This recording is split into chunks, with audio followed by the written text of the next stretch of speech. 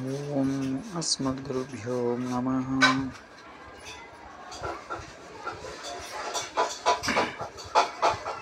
లక్ష్మీనాథసమారంభాం నాథయామునమధ్యమాం అస్మదాచార్యపర్యంతం వందే గురుపరంపరం. వసుదేవసుతం దేవం కంసచానూరమర్దనం దేవకీ పరమానందం కృష్ణం వందే జగద్గురుం. పై రెండో శ్లోకం. యథా తే మోహకలితం బుద్ధిర్వ్యతిరిష్యతి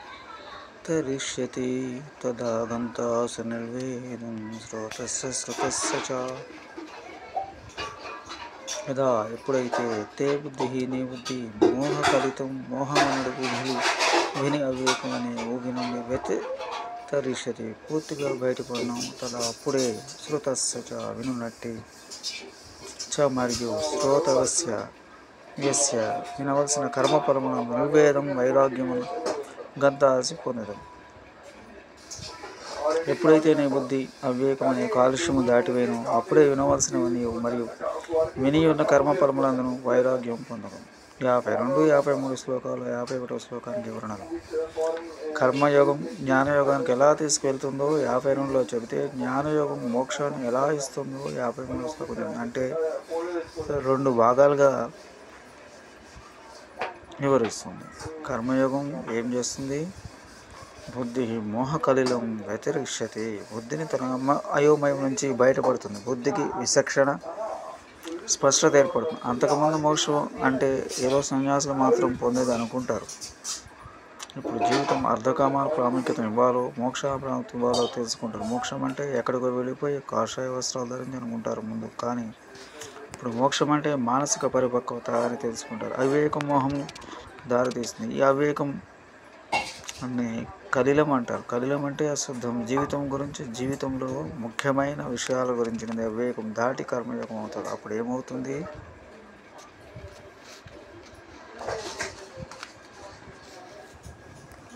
తథాగంతాస నిర్వేదం. ఎప్పుడైతే ఈ మోహం పోతుందో, ఎప్పుడైతే నిత్యానిత్య వివేకం ఏర్పడుతుందో అప్పుడే వైరాగ్యం వస్తుంది. నిర్వేదం అంటే వైరాగ్యం. వైరాగ్యం వివేకం యొక్క సహజ పరిణామం వైరాగ్యం. దీని మీద వైరాగ్యం శ్రోతస్య చ శ్రోతవ్యస్య అంటే కర్మకాండ భావంలో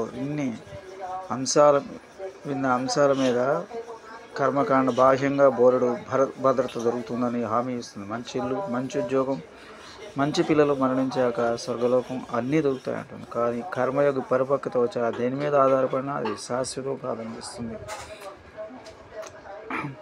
అది పోకముందే పోతుందేమో అని భయం కలుగుతుంది.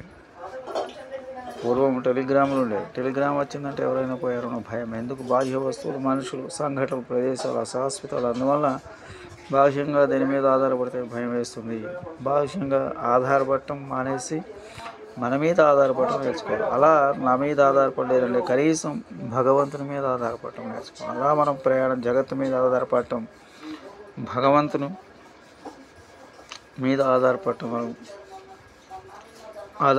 నేర్చుకోవాలి. అలా మన ప్రయాణం జగత్తు మీద ఆధారపడటం అంటే నుంచి భగవంతుని మీద ఆధారపడటం వరకు, భగవంతుని మీద ఆధారపడటం నుంచి మన మీద ఆధారపడటం వరకు సాగాలి. శారీరకంగా జగత్తు మీద ఆధారపడక తప్పదు, దాన్ని తప్పించుకోలేము. కానీ మానసిక ఆధారపడే ప్రమాదం. అందువల్ల కర్మయోగ నిర్వేదం వస్తుంది.